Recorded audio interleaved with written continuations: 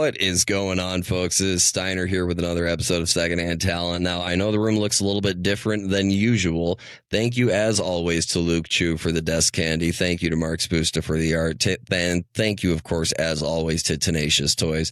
But most importantly, thank you to this week's guest, longtime friend of me, actually, Dash. He is a lyricist. He is a composer. He is a poet. He is a musician. He is has written some of the most insightful music that I've ever come across in my life. And he's someone who I've been proud to call a friend for the last almost 2 decades. And it's an absolute pleasure having you on the show, bud. Thanks so much for having me and for the kind words. No, absolutely, man. And I gotta ask, there was a period of time where we didn't see each other for a while, and we came back into contact, and I told you that I had this podcast, and I'm kind of curious, when you first heard the name Secondhand Talent, like what kind of my first impression just off the name just alone? Based off the name alone. Like, it's kind of like Ron Weasley vibes, like this, like, hand-me-down kind of old-ass sweater that everybody's worn and shit through the family. Secondhand is usually, like, I don't know, thrifted several times. It's secondhand is usually not secondhand. It's, like, 7, 8, 9, ninth hand. But, you explained to me, like, the premise of it, and it's really a beautiful thing. Because it's, like, the unexplored archives of how all of this shit really happens, like because it's not always happening, right? There's a lot of things that happen to make it happen, and you're in the exploration of that. 100%. And one of the things that I love the most about this show is that every time I ask that question, I get a different answer. Something that you said in your answer, secondhand isn't really secondhand. It's second, third, fourth, fifth, sixth, seventh, eighth, ninth. And that is extraordinarily unique. That has definitely not been said on the show before. And I think that it's such an important piece to hone in on, because one of the big messages of the show in general is that the love of music did not start with us. We learned it, and it's our job to pass it down to the next generation. So music has been happening. And we are maybe that 9th hand, 10th hand, 11th hand. I would contest one small point that you made in there, right? Like the fact that it's our job to pass it down. I do not feel the same way, and I'll tell you why. It feels like if it's our job to pass it down, like it's an obligation, right? It's a responsibility. And my love for music isn't about obligation or responsibility. Like my love for it may pass it down, right? My expression and appreciation, that may be the inevitable result. But like, if ever I feel obligated to do it, like it kind of starts to eat away at my authentic relationship with it. And that's one of my most popular songs, Someday, is kind of me coming to grips with that very idea, because I was like struggling so hard to like make it, that it perverted my relationship with music and art itself, until like I didn't want to I was like disgusted by it. And so I took some time off, and I, spiraled out into like a kind of a depression. And then I kind of like, I guess, hit rock bottom. I didn't really do anything bad, but I left home, and I had like, a handful of dollars, my keys, but like nothing else. And I just kind of like wandered around the city, and I ended up like meeting a bunch of strangers and connecting. And I happened to have seen some music that night, but I wasn't really planning on it. I was just kind of like trying to be present in the city, and it's what rekindled my love with music. And then after that night, I came home like maybe 3 a.m. or something.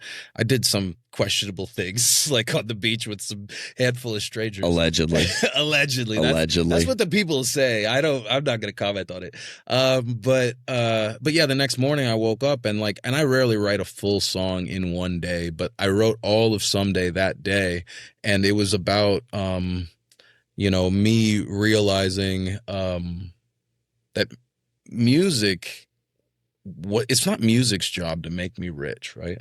Like I put that burden onto music, right? I was like, I need you to do this for me now, right? I came into music just like trying to like, I don't know, subdue my demons and like get to know myself and like kind of just make it through the pain of existence.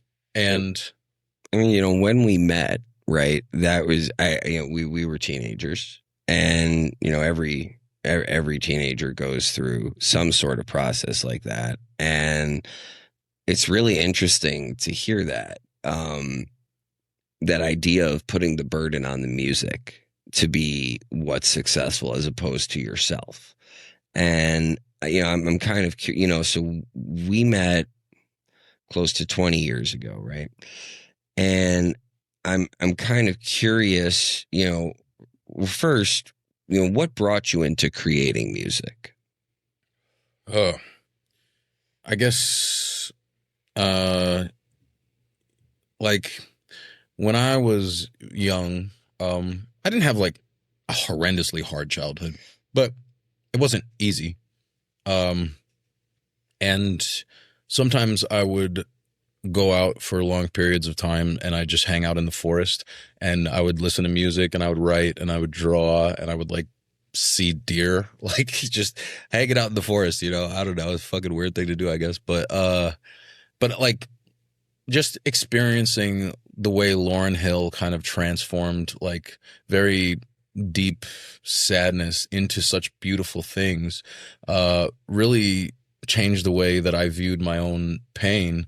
And she did so much for me, like, and music did so much for me. Like, I felt like that's the best thing to do. If I could be that for someone ever at any point, that would be a life well lived. I couldn't agree more. And I always feel like, for me, the highest form of praise for the podcast is when somebody tells me that, you know, they heard something that helped them out.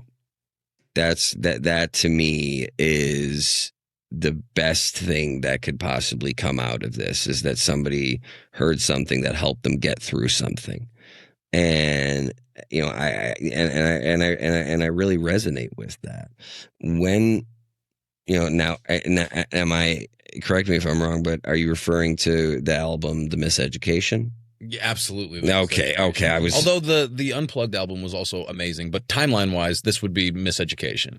yeah, that fits in with kind of where my head was at. And were you playing any instruments beforehand, or did you have any experience? I actually, I played like half a year of school band trumpet, but like you know, I don't fucking want to play Ode to Joy. Like, firstly, that fucking song sucks. Like, no offense, like it was fine for when and where it was, but like music's grown a lot, and it would be cool to play trumpet on a song that maybe I enjoyed. Right, that I would put on the fucking radio. Like the way the paradigm in which we educate the youth historically, I do sense that it's changing, or at least some pockets of it are changing throughout the culture. But you know, the way I was educated in music as a child was horrendous, and I didn't actually know that two different notes would ever be played at the same time until I was about like 19 years old.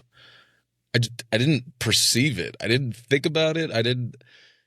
So what was your point of entry into, was it electronic, or was it an instrument, or was it? Well, it was writing, right? Like when I would, like, I still listen to music a lot, right? As I talked about Lauryn Hill, you know, but the music part of it was like, I didn't, like, it was the words, right?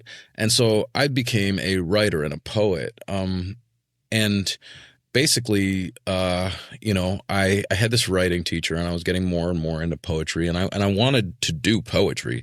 It's just that like most people couldn't probably name 5 living poets if you had a gun to their head, right? And so I knew that poetry actually being a job for me was kind of not that it's easy to be a musician, but this seems so much harder. Levels Yeah. of like it's like, what do you do for a living? I'm a poet. Like, oh, is that a living or is that just what you do? Like, yeah. No, so writing was my entry point. And then like so simultaneously I'm at school. I'm invited by the head of the lit department into like his small creative writing circle. There was like 5 of us. Only 2 of us actually went to the school that I was at, which was Loyola Chicago. And then I also started dating this woman who she wasn't studying music or anything. She was trying to be a doctor, and she didn't really tell anybody this, but one day we were doing some escapades, Allegedly.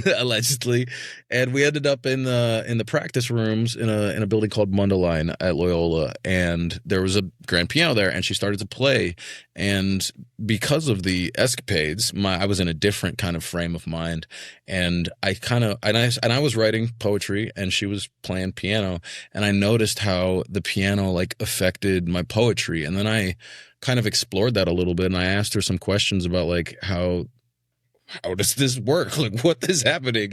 And then she like told me the difference between like a major and a minor chord, because she had and I didn't know this. We were dating for 5 months, or no, at this point maybe 2 or 3 months, but she had been playing piano for 14 years, so she like was fairly good at piano. And she was kind of just explaining to me like the basics of music theory, and I was just like, holy shit. This is all going on in everything I've ever listened to. That's absurd to think about, and it just shattered my mind. And then from there, like I was like, okay, I know how I could be a poet. So that's fascinating to me because, as you well know, I started out my career as a writer as well, doing stand-up comedy, and I've always been fascinated by poetry. It's something that I continue to write to this day. And I love hearing that this juxtaposition happened where a melody is playing as you're writing, and then that's what prompted you to ask further and seek further. And what was the next step after that? I mean, after that, and I had dabbled in music a little bit, like just rapping with my friends and stuff. Like I made a few beats. Like it's not that I was inexperienced with the, art form. I just never really thought about music, like ever. After I learned about that, I just became just immediately enamored with like the intellectual exploration of music. And actions wise, it didn't really look like much. It was all internal. It was just like the way I would hear music and the way I would think about music was just forever changed. And the way that kind of like the symptoms that you would see would be like me becoming less and less interested in school, me attending more music events, me like kind of just distancing myself from basically everything that wasn't music. And then eventually, I left Loyola. Allegedly, I was suspended for a year for some alleged events that may or may not have happened. Allegedly. But after that, I found myself, I'm like, that's fine. Like, I'm cool not being in school. Like, I'm going to work towards music. Now I have extra time. I can dedicate my energy more. And I started doing it. And I also got a job working at American Girl doll place at that time. A very musical industry. Very musical industry. But this was around the time. Ode to Joy is their theme song, I believe. It actually is. It's not. I don't know that they have one. But so one day after work, I was a busboy in the restaurant, by the way. One day after work, I was walking home. So this is like downtown Chicago. And I am listening to a Nappy Roots song called, I think it was All My Life. But there was this lyric in there and it said, create change. And when I heard create change, like that, in that exact moment, I was like looking at this wall and then this poster came into view and it said on it, create change, right when I heard it. And then I looked at the poster and it was an advertisement for Columbia College Chicago, an art school. And I was like, fuck, then I have to go back to school. Right? Because like I try to live my life following the stars, right? And if I heard create change and I saw create change and I ignored it, I would never know what would happen if I didn't. And I think that's amazing. First of all, the fact that happened. Wild. That wild. The synchronicity of it. I mean, it's just it's because that's it's a moment in a song, right? It's a couple of words, and to be able to observe those words. Oh, it was less than a fraction of a second. It was probably like a third or a second of a fifth of a second. It's a few syllables. Yeah. And the fact that you were able to have the perspicacity to consume. That's a nice word. What was perspicacity? Is that a real word? Yes, it is. I was an English teacher. What does it mean? The perspicacity is an awareness of surrounding, a deep awareness of your surroundings. Okay. But nice. Thank you. I'm not usually on the receiving end of this conversation. To be able to take all of that in, and I get that feeling, fuck, I have to go back to school. But like the idea that you had left Loyola behind and took that sign from the stars, as you say, and followed it. It's not something that a lot of people do. Yeah, I don't know if a lot of people do or not. How do you say that with confidence? Have you ever not followed the stars? You know, people ask me all the time, and I think a lot of people get this question, do you have any regrets? And I feel as though my entire life I've regretted. Yo, this is all but it is all regrets. No, I feel like I consider myself a man of faith, and I do believe that putting righteousness into the world helps it come back to you. And, when I get that question, do you have any regrets? My answer is always no. And the why is because I wouldn't be who I am today had any little thing not happened. And so take you hearing create change and then seeing it, right? If we change one tiny little thing, then maybe we're not where we're at today. The way I would phrase it, I would say is in two ways. Part of it is being willing to take in signals from the world and what's happening around you, being open and being receptive. And part of it is being willing to change and willing to be the willingness to make action to follow that path, as opposed to just kind of letting things happen. Because it's very easy to hear create change, see create change, and then continue on your day. No change. Right. And then not create shit. Right. But you stated that most people or I think you implied that most people would not. Like, would you? Yes. Because if you would, then out of the two people we know about in this situation, 100% of them would do that. And it might be because of my environment, being more in an artist community, but I don't know that I've ever met anyone that would say, maybe they won't in reality, but I think they would all articulate that they would. Right. And without understanding the synchronicity existing in someone else's life and where it does and doesn't happen, intimately, I don't know. I feel like anyone faced with that type of synchronicity, like the one I described, How could you not? Like, that'd be crazy. I actually have one of my own from Secondhand Talent that happened about 6 months into the show. You know, part of the message of the show is that we want folks to, when they go to a show, to say thank you to the bartenders, to the sound guy, to the light guy, to the security people. Saturday, I don't remember the exact date, but October 2023, I was at the United Center to go see Fish. Cool. And I remember that. I was going through security, and of course, thousands of people. It's the United Center, right? And thousands of people are rushing through, and I just, you know, as I always do, look over at the security guys. By the way, for those of you who don't know, the United Center is where they do Disney on Ice in Chicago. It's the house that Jordan built, and if you need any further explanation, you can look up Bill Swirsky and the Superfans. They've got you covered on all that information over there. It's the United Center. We've got banners hanging there for a reason. Accept it and move on.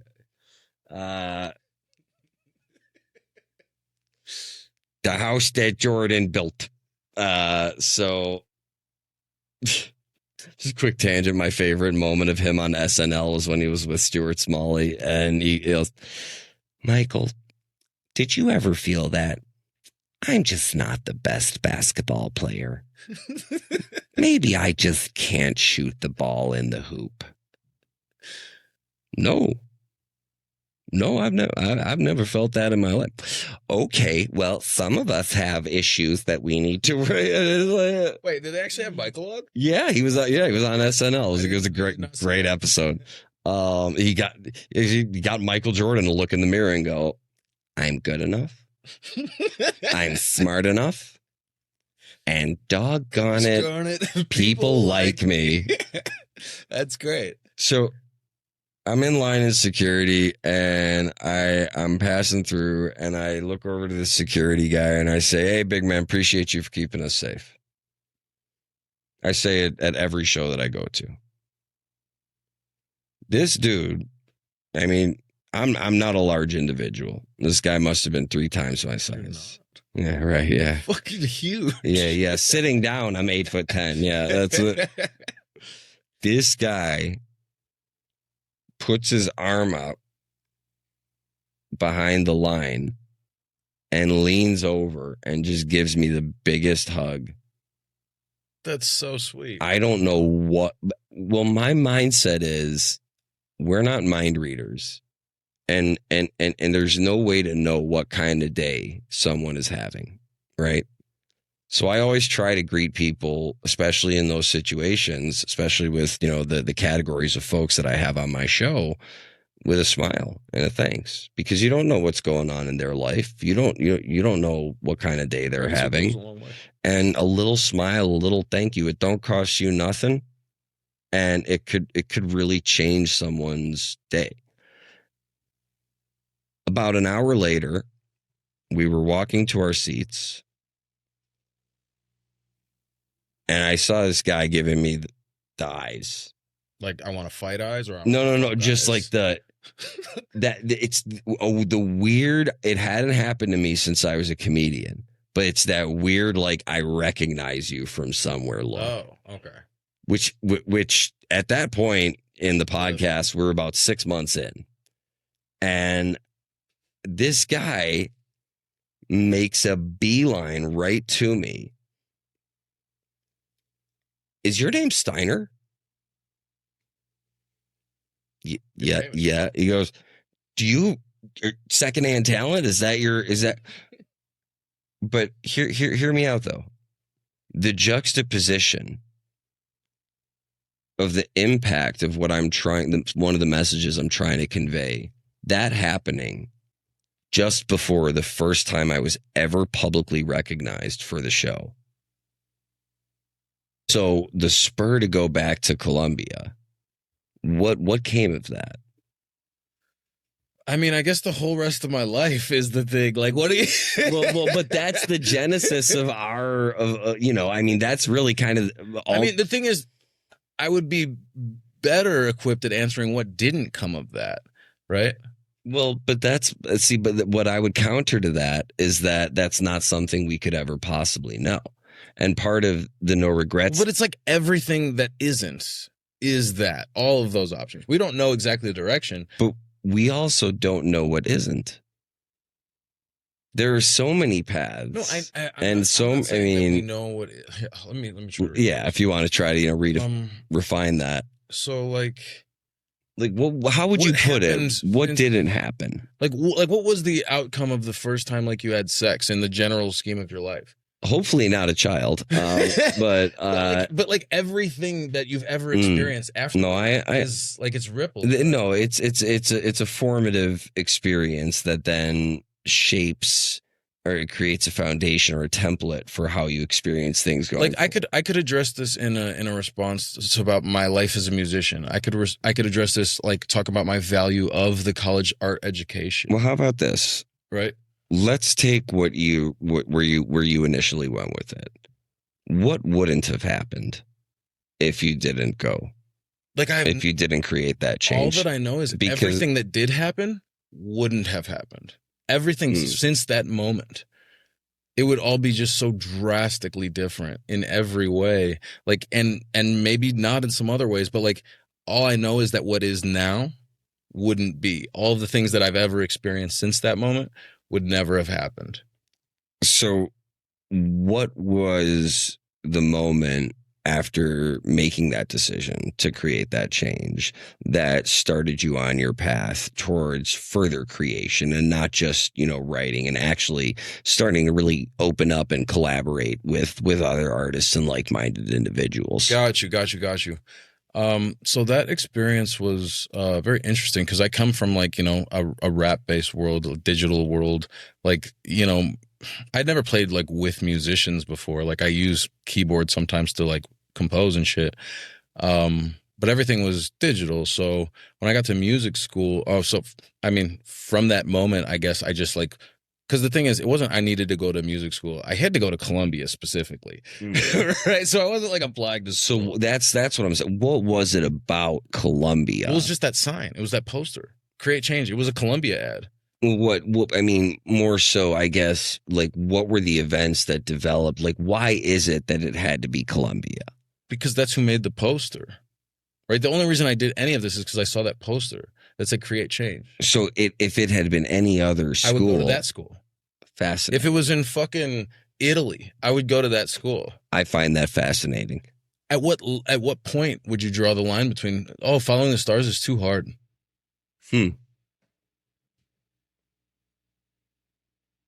Those were the stars. Whatever it told me to do, I would do it. Like, it's not even up to me. That's a fascinating question. At what point, for those of our readers, for the benefit of our listeners and viewers, I'll reiterate it for our readers. At what point does it become, I guess, not worth it or too much or too burdensome if you've already decided that you have faith that things are going to work out? Like, at what point do you ditch that, I guess, is what and I think that's a really valid question, because if I'm being honest with myself, you can't ditch that path if that's the path you choose. Do, right? Like, it happens, but like, sure. I'm just saying, for me personally, again, being a person of faith, I wouldn't necessarily ascribe it, to any verbal definition, but I do believe things happen for a reason. I mean, clearly, creating change and that. I think you're sort of interpreting this as some sort of like optimism. Is that correct? No, more so realism. But you said faith that things are going to work out, right? Well, I think the idea or the notion that things will work out is faith. I guess my question is more about the terms work out. Like, what if they don't work out? They still work out? I still have faith in myself. Sure. And that maybe it wasn't the right path that I took, but there's another path that I can take. But yeah, like, but I think even if you take it for the right reasons, it doesn't really matter what the result is. Like, your experience on life is going to be brief, right? And we could spend it trying to position ourselves to successfully live forever, but we're going to fail, right? This is more of a philosophy about just accepting the fact that it's not going to work out in any way. It's all not going to work out, and that's fine. And that's beautiful in a sense, because it's what all of this provides us, the fuel we need to live, because it's hard. And this is the impetus, all of it. So building off of the impetus, getting back to it, what were, because, you know, again, this is around the time we met, you know, for, you know, through mutual friends. And it is a massive leap. Like, as a comedian, we don't have that, you know, as far as having a band. You know, there's no band of comedians. There's tours where multiple comedians are on tour, but like, comedians don't play different instruments. Right. We're kind of stuck with the same one, and we can't all perform at the same time. Yeah. So, you know, what if you could? What if you had a band of comedians? I would. They call that sketch comedy, or improv. Yeah. But okay, cool. Yeah, you're right. That's wow. Yeah. Yeah. That's interesting. Yeah. Yeah. That is exactly that. Yes, it That's is. Really cool. That is the technical and medical term for that practice. But as a lone comedian, you know, that level of collaboration, not only is it not physically possible, there's always this, or at least when I was a practicing stand-up comedian, I consider myself lapsed. But you know, there was always this paranoia that a joke will get taken. And it was really difficult early in my career to learn who I could collaborate with that wouldn't take my ideas, you know, and you know, and I feel like as a musician, you have a different level of luxury with the capability to have other artistic input on what you're creating. How did that impact the lyrics you were writing, just writing to notes, keys, like you mentioned? What did that collaboration with other individuals who played bring to the table for your own self and your own growth as an artist?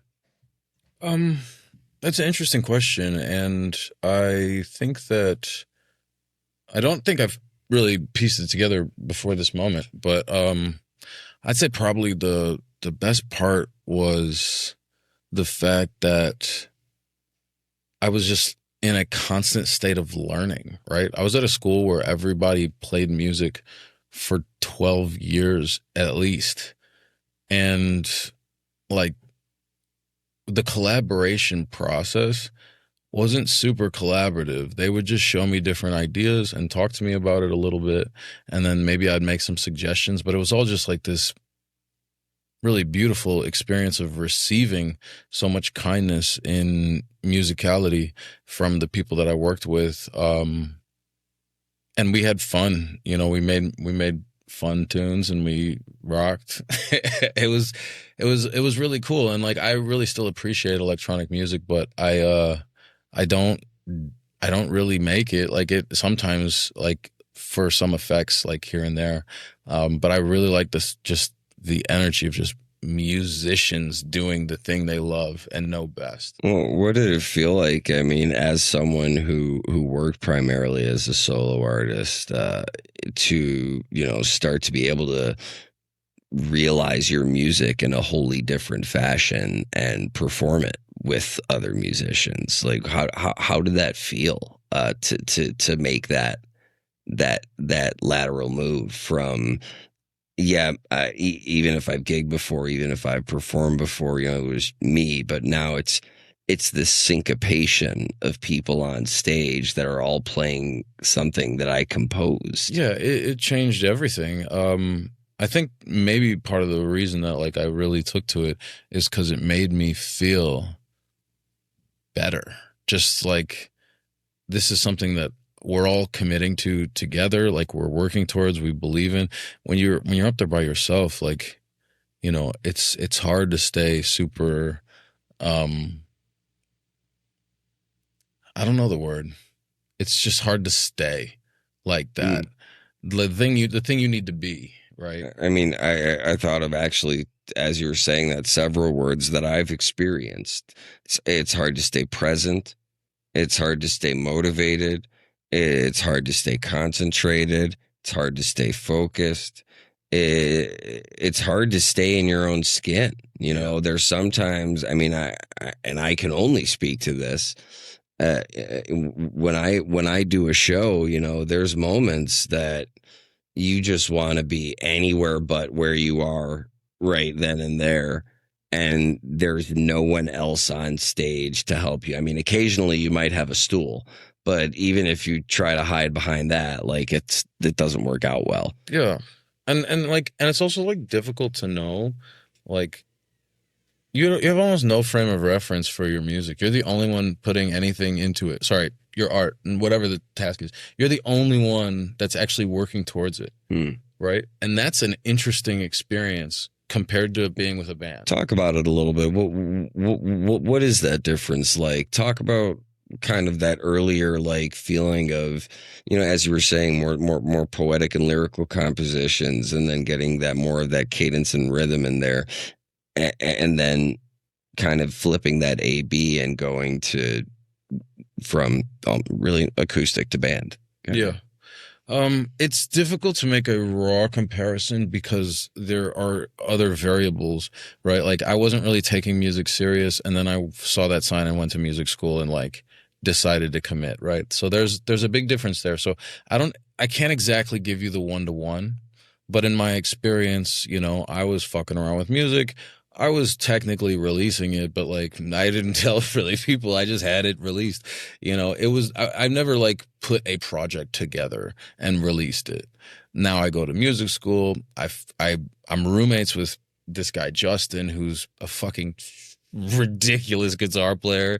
Now he plays for Jamila Woods. I think that's that probably big, but he plays all over. Shout out Justin, miss you, buddy. Justin, bro. Let's get up. He plays at a live one still sometimes. On Thursdays they'll have him in with the band. Oh, Thursday switched to Wednesdays. Did you know that? After the fucking 15-year like Thursday. After 15, no, actually, sorry, it was longer than it that. was it used to be Wednesdays. It was a live one Wednesdays. No, Thursdays. It just switched to Wednesdays. It was Thursdays. I hate this. Fuck this world. The first time I got there was Spare Parts had the residency. Oh yes, Spare Parts was the best. Spare Parts was great, dude. That was so much. The residencies at that time. Just that's what I'm saying. Can we talk about just for a second, like, you know, the time when we became acquainted, the residencies that were going on. So you have Spare Parts, you have Henhouse Prowlers, you have Paradise Waits. I mean, you had all of these incredible bands that were playing every single week. Like, what an opportunity. What a time. It was great. It was beautiful. It was formative. Without it that was scene, it was foundational. I don't know what you know. Again, that's something that like impacted the rest of my life, for better or for worse. without the Abbey Pub, John Armatrano, and the Henhouse Prowlers, I mean, there but for the grace of them is my career. There you go. They're the ones responsible for it, and you know, I'm grateful to them all the time. I mean, it really foundational. I mean, it was really a foundational moment for so many artists, so many bands who were just getting footing. I mean, Prob Cause just started performing around that time. There were so many bands that if I start naming them, I'm going to forget them. But I know another bad answer. But you know, there's so many bands that were just doing it at that point in time, and it was so inspirational. Do you feel like it's different now? Like are you specifying that time? In which way? Like you were saying just how abundant like all of these bands doing killing shit were. It's interesting. The first three venues that I ever performed at no longer exist. Yeah, we did lose a lot. Abbey Pub, Kinetic Playground, and Double Door. Double Door. That's a fucking huge loss. No shade to the other two. No. I mean, for me, the Abbeys where I got my start, but endless memories. Yeah, and endless forgottens. Allegedly. But it's kind of difficult for me to say because I will say this: we've definitely not gotten the ratio of venues lost to venues gained. No. And as far as residencies go, there are bands that come through pretty frequently, but the scene is nothing like it was when we were really starting to gig out, in the late 2000s, early 2010s. I mean, allegedly. Those were learning experiences, and I actually haven't thought about this until now, but it's gotta be a little rougher not having that much of an expanse of like places to experiment. That's an opportunity that we had that I don't think is really around much anymore. I had a lot of fun. It was a great time. It's been really fascinating as long as we've known each other. It's been really fascinating to hear new details about your journey through music. And it's hard to keep doing this, for as long as you have. I mean, for any artist to continue to for any artist to continue to pursue their passion for as long as they do, it's effort, it's struggle, and it's creating change. And on that note, for up and coming artists, for people that are trying to find a way in or are maybe unsure of where they're at in their craft, what sort of advice would you give to help them create change in their own lives? So I think the thing that I've learned over time, especially with what I went through that caused that hiatus where I was like really disillusioned by my relationship with music.